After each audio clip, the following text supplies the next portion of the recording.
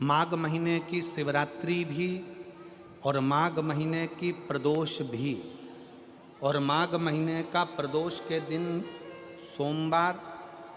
सोमवार भी 27 तारीख को पड़ रहा है, प्रदोष भी 27 तारीख को पड़ रही है, और महीने की शिवरात्रि भी 27 तारीख को पड़ रही है। तीनों का समागम, तीन संजोग, सोमवार 27 तारीख का ही प्रदोष और 27 तारीख को ही महीने की मासिक शिवरात्रि, तीनों का संजोग बन गया। हमने आशीष से कहा दुनिया के लोग कुंभ में त्रिवेणी के घाट पर जा रहे हैं, पर मेरे भोले बाबा ने यहां त्रिवेणी इकट्ठी कर रख दी है। मेरे एक निवेदन सभी श्रोता बहन भाइयों से, कथा आस्था चैनल पर जो सुन रहे हैं, फेसबुक यूट्यूब पर जो सुन रहे हैं और पंडाल में बैठकर जो सुन रहे हैं, जिस दिन दिल से हारो ना,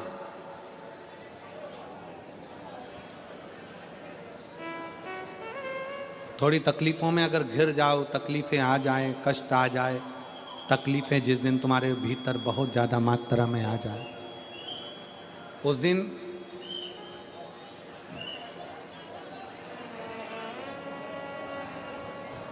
तीन बेलपत्र, एक बेलपत्र में पीला चंदन, बीच वाली पत्ती था। जिस दिन तुम्हें लगे कि मैं बहुत दुखी चल रही हूं और मेरा काम हो ही नहीं रहा, बहुत तकलीफ की जिंदगी चल रही है, कोई हाथ पकड़ने वाला नहीं है, कोई संभालने वाला नहीं है, और बहुत तकलीफ हो गई, बहुत तकलीफ। उस समय पर एक बेलपत्री के बीच वाली पत्ती पर पीला चंदन, दूसरी पत्ती पर लाल चंदन, और तीसरी पत्ती पर 11 चावल गीले, पानी में उसको थोड़ा सा भिगो लें या धो लें, 11 चावल गीले शिव जी की उस पत्ती पर रखिए। सबसे पहला पीला चंदन का बेलपत्र, दूसरे नंबर पर लाल चंदन का बेलपत्र, तीसरे नंबर पर जो 11 चावल आपने धोकर रखे हैं वो हाथ की हथेली में रखना है, और हाथ की हथेली में रखकर अपनी कामना कर कर भगवान शंकर से विनय कर कर पंचाक्षर मंत्र नमः शिवाय या षडाक्षर मंत्र ओम नमः शिवाय या श्री शिवाय नमस्तुभ्यम बोलकर उस बेलपत्र पर सीधे हाथ में रखकर उल्टे हाथ का स्पर्श कर कर बाबा से अपने मन के भाव कहकर शंकर के शिवलिंग पर उसे समर्पित कर दीजिए। एक ही लोटा जल, जहां से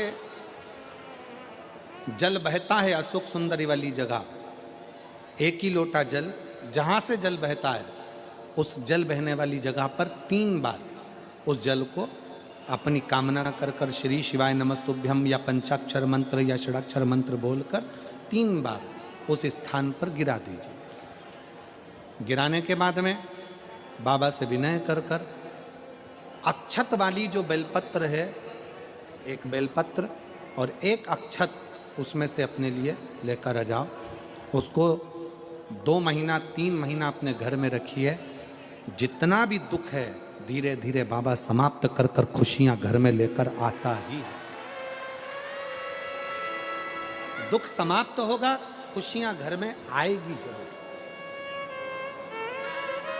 ये आज जो शंकर के शिवलिंग की आराधना करेगा, पूजन करेगा, उसके घर में 2 देवियां सदा सदा विराजमान रहेंगी। पहली सरस्वती, दूसरे नंबर पर लक्ष्मी उनके घर में सदा विराजमान। सरस्वती और लक्ष्मी।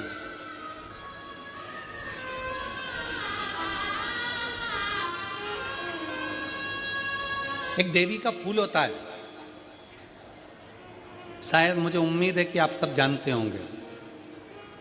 एक देवी का फूल होता है जिसको जायसोन या गूलर का फूल भी कहते हैं, घंटी वाला फूल भी कहते हैं, लाल कलर का होता है।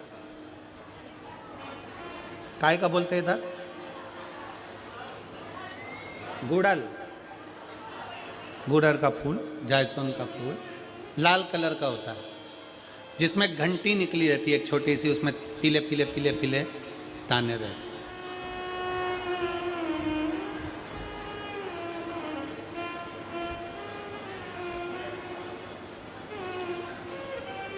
अगर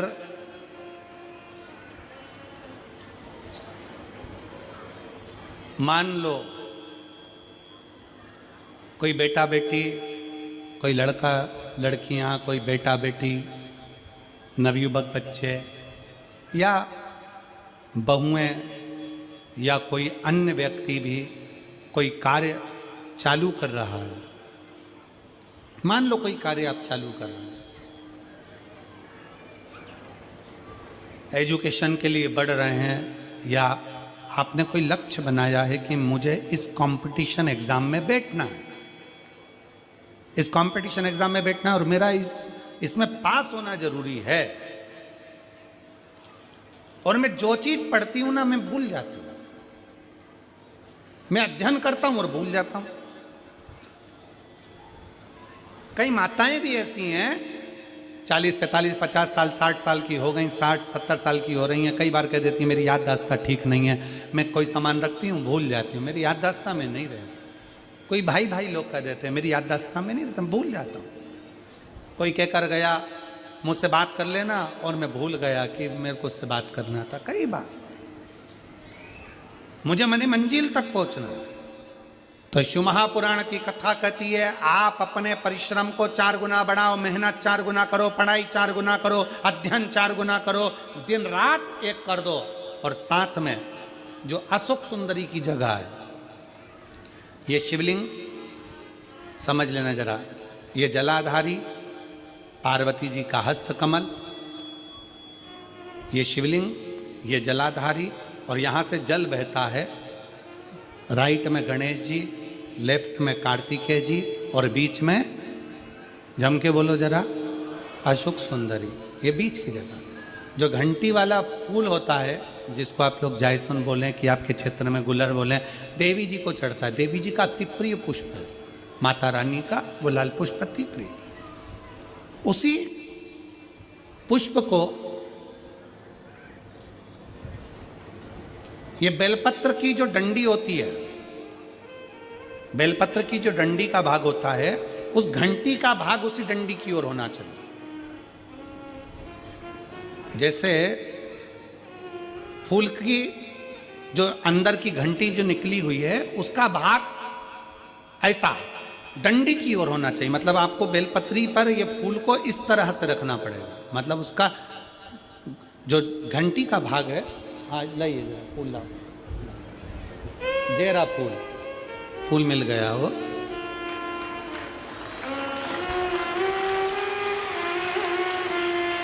फूल मिल गया। भारत में फूल जल्दी मिल भी जाता है, मिल गया। अब ये फूल और इस फूल की जो घंटी का भाग है वो इस डंडी की ओर हो, हमारे डंडी के साइड। अपनी कामना कर कर, अपना नाम और गोत्र का स्मरण कर कर, शिव जी से अपने मन का भाव बोल कर इस फूल को और इस बेलपत्र को 12 महीने शिवरात्रि पड़ती है। किसी भी शिवरात्रि पर अशोक सुंदरी वाली जगह पर, शंकर के शिवलिंग की ओर जो अशोक सुंदरी की जगह है, वहाँ पर डंडी और घंटी का मुख शिवलिंग की ओर होते हुए उस बेलपत्र को समर्पित करो। कब करना है? पहले 1 लोटा जल समर्पित कर कर, फिर ये बेलपत्र अपनी कामना कर कर, बाबा से विनय कर कर, बाबा मेरा ये कंपटीशन एग्ज़ाम है, मैं पढ़ूंगी, 4 गुना मेहनत करो, अध्ययन करो, अच्छी पढ़ाई करो, दिल से पढ़ो, रात दिन एक कर दो, और 1 घंटी का पुष्प, 1 बेलपत्र, जब तक तुम्हारा एग्जाम ना आए, 4 महीना, 5 महीना, 3 महीना, प्रत्येक शिवरात्रि, हर महीने शिवरात्रि आती है, प्रत्येक शिवरात्रि पर समर्पित करो। आप अपने लक्ष्य तक पहुंचोगे ही, कोई रोक नहीं सकता। आप अपने लक्ष्य तक, अपनी मंजिल तक पहुंचे ही जाओगे। बोल बम का नारा है।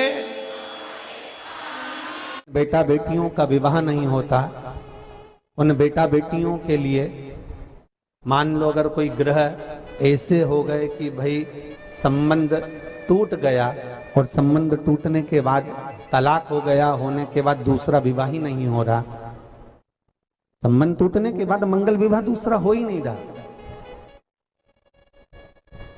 तो प्रयास करिएगा। माँ जगतजननी जगदम्बा का हाथ इस तरह से रहता है, अपने दर्शन करेंगे पार्वती मैया के शिव मंदिर में, तो पार्वती जी का हस्त कमल शंकर जी की साक्षी में हमेशा बंधा हुआ रहता है, शिव की साक्षी में। महाराज प्रदोष काल में, प्रदोष के दिन कभी भी, किसी भी प्रदोष के दिन, वैसे तो मूल है इसमें सोम प्रदोष का वर्णन, सोमवार की जो प्रदोष पड़े उसका मूलता माना गया है, पर आप प्रयास करना कि किसी भी प्रदोष के दिन जिसका तलाक हो चुका हो, जिसका संबंध खराब हो चुका हो, संबंध हो ही नहीं रहा हो वापिस से, सोम प्रदोष के दिन जहां मां जगतजननी का हस्त कमल बंधा रहता है और शंकर भगवान का शिवलिंग है। आप लोगों ने कथा सुनी होगी कि सबसे पहली यज्ञोपवीत संस्कार, सबसे पहला यज्ञोपवीत संस्कार किसका हुआ था और किसने किया था? महाराज सबसे पहला यज्ञोपवीत माता ललिता देवी ने भगवान शंकर को यज्ञोपवीत धारण करवाया था।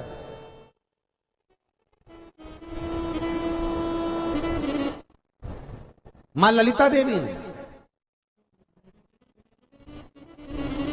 सूत्र बनाकर अपने हस्त कमल से भगवान शंकर के सम्मुख में बिठाकर भोलेनाथ जी के हस्त कमल से स्वतः सूत्र बनाया था।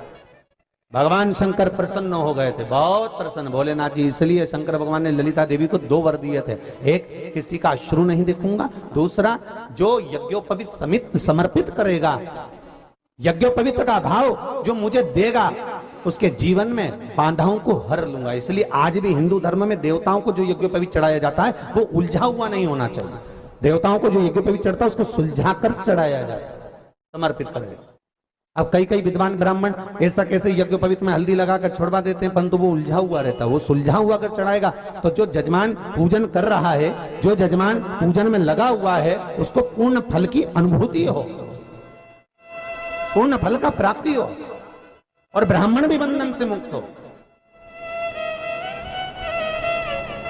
ललिता देवी जी, तो हमारे यहाँ भौम सोमवार का जो प्रदोष हो, उस प्रदोष के दिन जिसका मंगल विवाह नहीं हो रहा है, सारी तकलीफें झेल रहे हो, बहुत कष्टप्रद हो, तो माँ का जो हस्त कमल है, उस हस्त कमल से लेकर शंकर भगवान के शिवलिंग तक एक कच्चे सूत की धार बनाई जाती है। महाराज 6 धार कच्चे सूत की बनाई जाती है। यहाँ शंकर भगवान का शिवलिंग है, यहाँ माता का हस्तकमल है, हस्तकमल से चालू होकर शिवलिंग, शिवलिंग से चालू होकर हस्तकमल, ऐसी 6 धार बनाई जाती है हमारी। और धार बनाकर उस धार पर माखन का लेपन किया जाता है भगवान शिव को। जैसा ललिता माता ने भगवान शंकर से वर प्राप्त करा था, उसी तरह फिर उस लेपन को लगाने के बाद उसको उतारकर उसी को लपेटकर शंकर भगवान पर उसको चढ़ा दिया जाता है, मात्र अपनी मंगल विवाह की कामना कर कर। अगर कोई कुंवारी अवस्था में कर रहा है तो उसमें हल्दी लगाए, और अगर कोई शादी होने के बाद, संबंध टूटने के बाद दूसरी शादी के लिए कर रहा है तो उसमें हल्दी ना लगाए, बस इतना अंतर रहता है।